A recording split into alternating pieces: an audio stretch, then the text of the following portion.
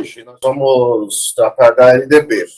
Vamos ver se as partes que se relacionam à educação básica nós temos que tratar. Então, é disso que nós vamos tratar. LDB, educação básica. Enfim, para começar, é preciso entender a grande base no sentido do que ela significa, a LDB. A LDB é uma lei constitucional, a Constituição nossa atual é de 1988, é novinha. A nossa Constituição é nova, né? Os países hoje chamados desenvolvidos, a Constituição é antiga, mas a nossa é nova, novinha. A LDB pode ter esse nome, né? LDB, Lei de Diretrizes e Bases, é a lei orgânica, ou seja, a lei que organiza a educação brasileira. Então, ela é a lei orgânica da educação. Além disso, ela também pode ser chamada assim, né? LDBEM, Lei de Diretrizes e Bases da Educação Nacional. Então, mesmo, às vezes você encontra desse jeito, ok, é a mesma coisa. Ou também pode encontrar como Lei Darcy Ribeiro, porque o Darcy Ribeiro foi o propositor da lei, e ele era senador, enfim, né? Tem uma importância Darcy Ribeiro na história brasileira, né? Em especial na antropologia brasileira, mas ele era senador naquele momento, foi vice-governador do Rio de Janeiro também, mas pode ser encontrada como Lei Darcy Ribeiro. Algumas leis brasileiras têm nome de pessoas, e talvez o ponto central que eu queria dizer antes era dizer assim, a LDB, ela é o direito à educação. Então, a educação é um direito. E a educação só pode ser um direito porque ela é uma área social. Educação no Brasil é uma área social. Então, aquele que não entende que está trabalhando numa área social não pode trabalhar na educação. A educação brasileira é área social. Por isso, a grande discussão que tem sobre a educação brasileira ter função social. Se a educação brasileira tem função social, sua escola tem função social, você, como professora, seja de escola pública ou privada, isso tanto faz, também tem função social. Então, é preciso entender que é área social, né? Tem gente que está na educação não sabe nem que é área social.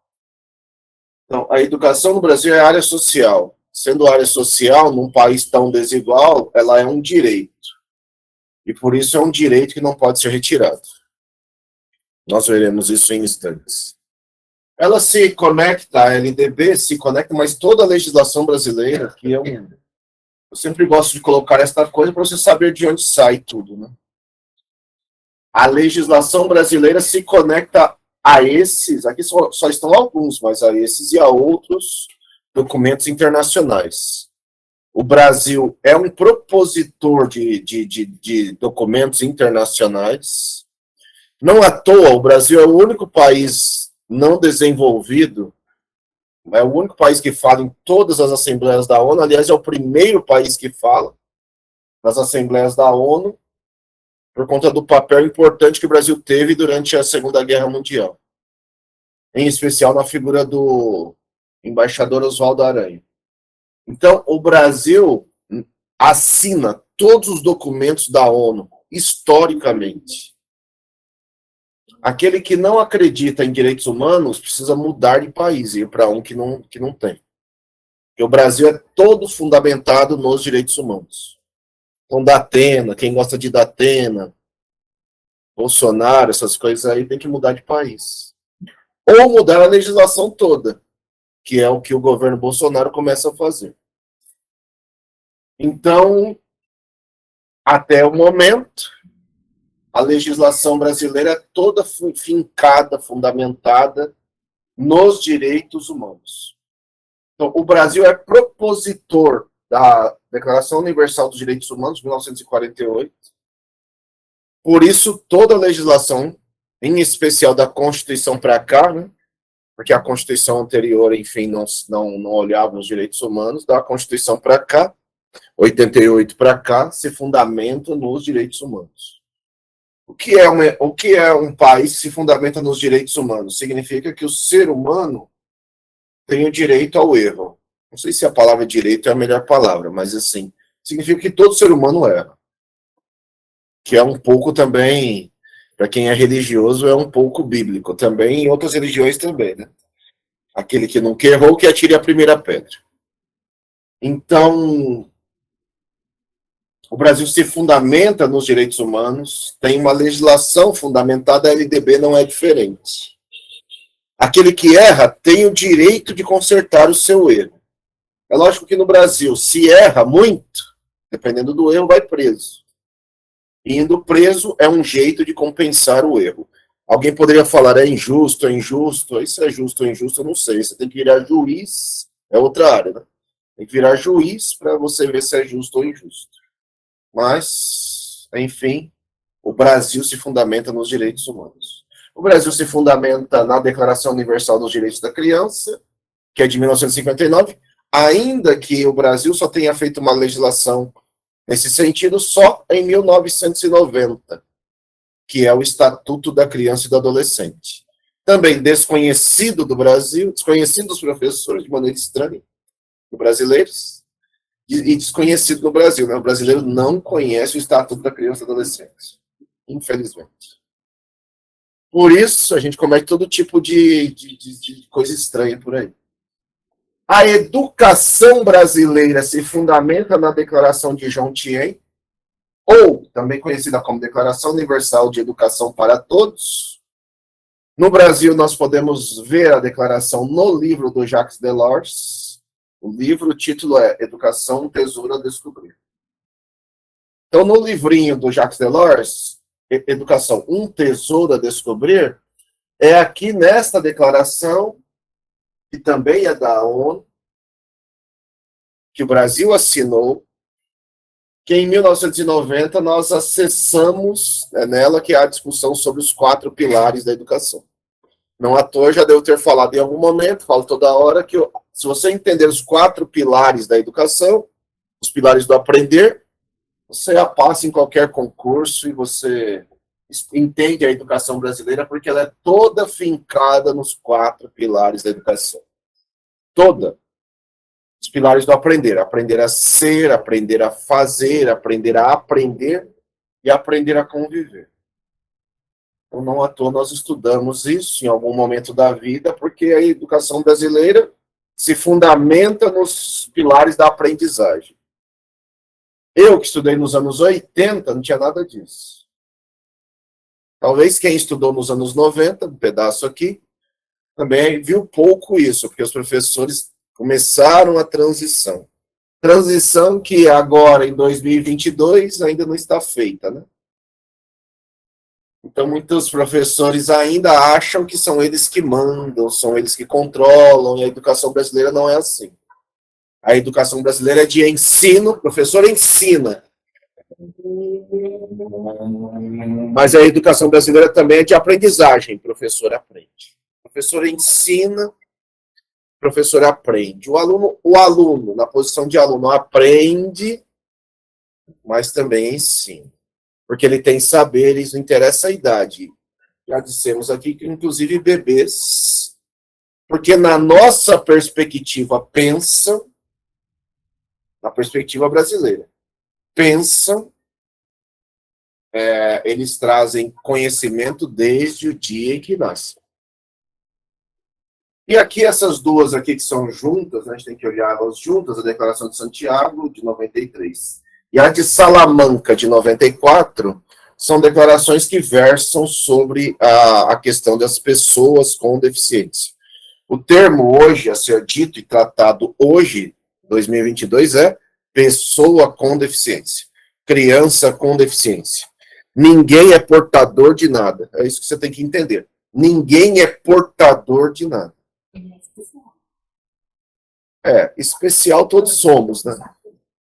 Então, né, assim, nem especial, porque é um pouco assim, especial todos somos. Mas a gente vai encontrar, hoje ainda, mesmo hoje, documentos novos, não esse aqui, mas documentos novos no Brasil que vão chamar de educação especial na perspectiva da educação inclusiva, ou na perspectiva da inclusão de pessoas com deficiência, um pouco assim.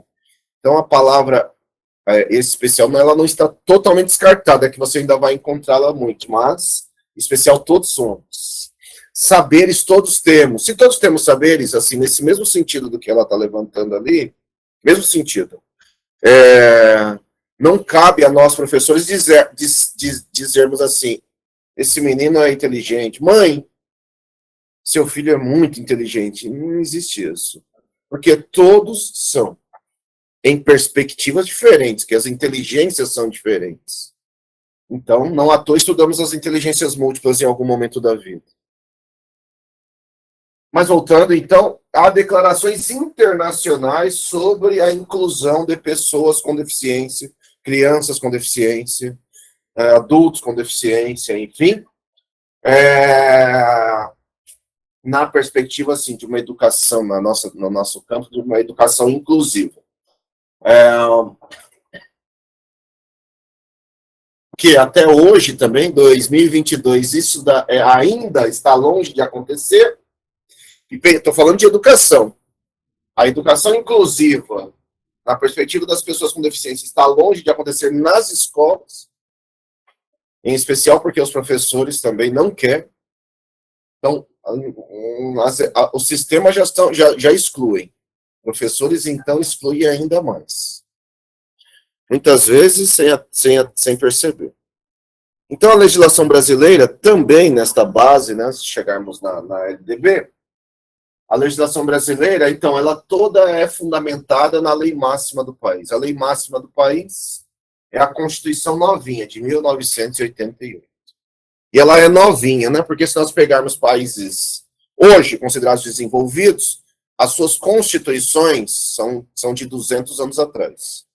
Então, são países que já conseguiram avançar porque têm as mesmas leis há 200 anos. O Brasil tem uma de 30 e ainda vai fazer 34 anos, a nossa lei, né? Alguém poderia perguntar, mas o Brasil, então, antes não tinha Constituição? Sim, o Brasil teve um monte de constituições. Sendo que a primeira Constituição, inclusive, nós vamos aqui em São Paulo, numa rua, e quando estamos nela lá, nem sabemos que ela é a homenagem à primeira Constituição. Qual rua é essa?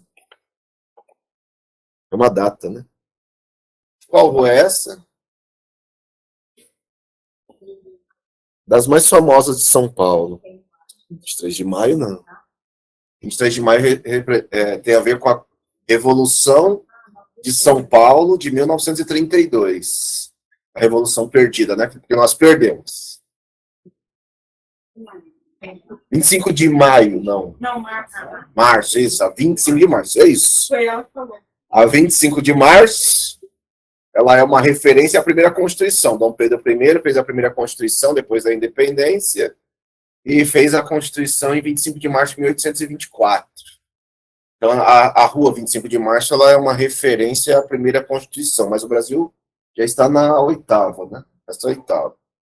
E a nossa atual, ela é remendada a todo momento. A gente vai ver aqui na própria LDB, que a LDB é uma lei constitucional, ligada à Constituição, ela é remendada a todo momento, infelizmente. Então, já temos dificuldade de entendê-la, como ela é remendada a todo momento pelos nossos deputados, e aí ninguém pode reclamar dos deputados, porque fomos nós que elegemos os deputados, né?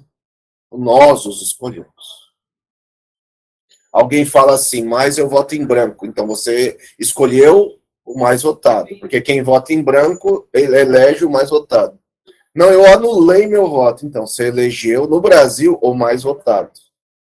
O mais votado aqui no Brasil já foi Tiririca, Celso Russomano, Paulo Maluf, já foram esses aí. Na última eleição, o filho do Bolsonaro. Só para você saber.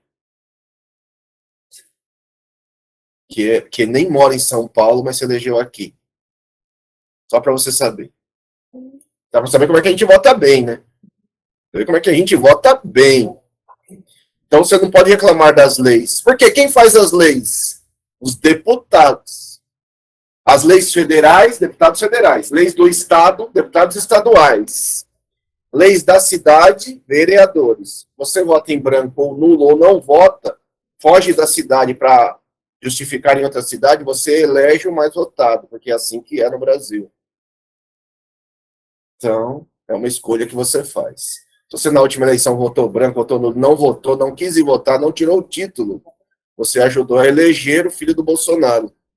Legal. Que nem mora em São Paulo. Então, aprenda a votar. E na próxima eleição, vote nesse que está à sua frente aqui.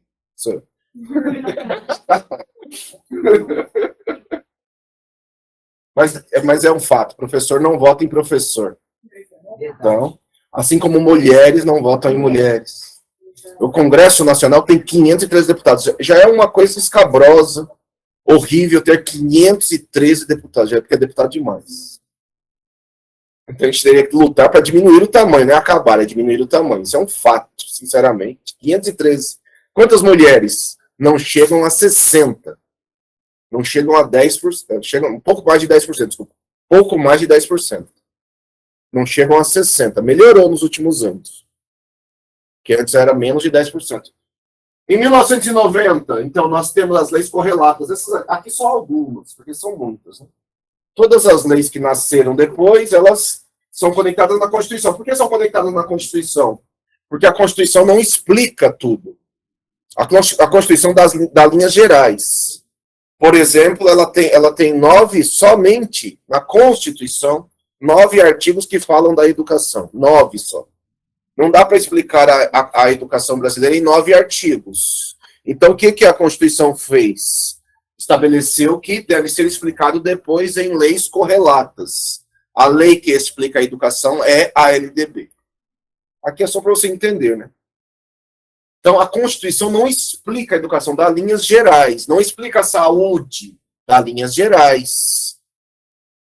Então, a saúde é explicada numa lei correlata. Os direitos da criança e do adolescente numa lei correlata. Então, o Estatuto da Criança e do Adolescente é de 1990. É de 1990 também o SUS, né? Sistema Único de Saúde. Olha, essas duas leis, só para falar das duas, são avançadíssimas. Só o brasileiro não sabe. Mas essas duas leis são avançadíssimas. O Estatuto da Criança e Adolescente e o SUS. Alguém fala assim, mas o SUS funciona mal. Sim, porque você não faz nada. O que você faz pelo SUS? Por que o SUS é avançadíssimo? Porque o SUS é a cópia de um sistema que funciona. Ela é a cópia de qual sistema, Anderson? Ela é a cópia do sistema inglês de saúde. Então, você não à toa, você vai ver que ontem, esses dias aí, tem festa na Inglaterra, em toda a Inglaterra, por lá de reinado lá da Elizabeth, lá que não morre nunca. É porque é a família, e a família é dinastia de família. Enfim, sei lá se é bom ou se é ruim, os ingleses é que sabem. A dinastia de família é que criou o sistema de saúde inglês que o Brasil copiou, é uma cópia. Só que a Inglaterra reúne países pequenos e o Brasil é um país continental. O que é avançado no SUS? Avançado é assim, Anderson, eu não tenho plano de saúde, mas se eu tivesse, e eu saísse daqui e me acidentasse, mesmo que eu tivesse plano de saúde, mas fosse levado para um hospital público, lá no hospital público eu não sou rejeitado. No hospital público eu sou atendido. Então, ele atende a qualquer brasileiro sem discriminar. Como é que era antes no Brasil, antes de 1990? Era o INAMPS. Então, só trabalhadores tinham direito. Uma parcela grande da população que não trabalhava formalmente não tinha direito. O SUS atende a todo brasileiro, seja ele rico, pobre, não interessa. Ele atende a todos, sem discriminação. Mais do que isso, você pega o SUS brasileiro, o SUS tem um sistema vacinal completo, gratuito, que não existe no mundo. A gente sabe que não é gratuito porque é dinheiro de impostos. Né? mas é gratuito, né? Você vai lá, você não paga, né? Você tem remédios, né? Você tem, se você contrair várias doenças, vamos falar de uma grave que é a AIDS, contrai AIDS, por exemplo, você recebe todo o coquetel de remédios que as pessoas hoje sobrevivem com tranquilidade com todo o coquetel de AIDS, por exemplo. Então, o SUS é avançadíssimo. Nós que amamos os Estados Unidos, uma pergunta seria, lá tem? A resposta é não. Nos Estados Unidos é tudo pago. Ou você paga ou você não tem atendimento. É assim que é. Inclusive o Obama quis criar um sistema mais barato, não era de graça, era mais barato lá, foi taxado de comunista. Obama. Chamava Obamacare. Então, nos Estados Unidos, você tem qualquer doença, você tem que pagar o médico, e não é barato. E você não vai, e no Brasil ainda tem essas coisas assim estranhas, né? Você vai à farmácia sem receita, você compra um monte de remédio também. Você pega um país como os Estados Unidos, você vai à farmácia, você não sai de lá com nenhum remédio, nem aspirina sem receita. Você só consegue comprar até aspirina com receita. Então você tem que passar pelo médico e pagar o médico. Nós temos a LOAS. Essas leis aqui também eu cito aqui, porque elas são totalmente conectadas à educação. Tá? Elas são totalmente conectadas à educação. Então, agora, por exemplo, está tendo esquemas de vacina. Quando o esquema de vacina vai para a escola, é porque o SUS é conectado à rede escolar. Quando vão médicos à escola, enfermeiros, o que for que a escola chama, convida ou trabalha junto, é por conta do SUS. A LOAS, é a Lei Orgânica de Assistência Social, também é conectada à educação e é importantíssima, de 1993, e ela organiza o sistema de assistência social no Brasil, é complexo, porque nós temos grandes níveis de pobreza, né? Grandes níveis de pobreza no Brasil, historicamente, não é de agora, é histórico no Brasil. Mortandade infantil, todas essas questões são extremamente complexas. Qual o problema da LOAS? Não funciona bem, por quê? Porque não tem assistência social. O Brasil não tem assistente social.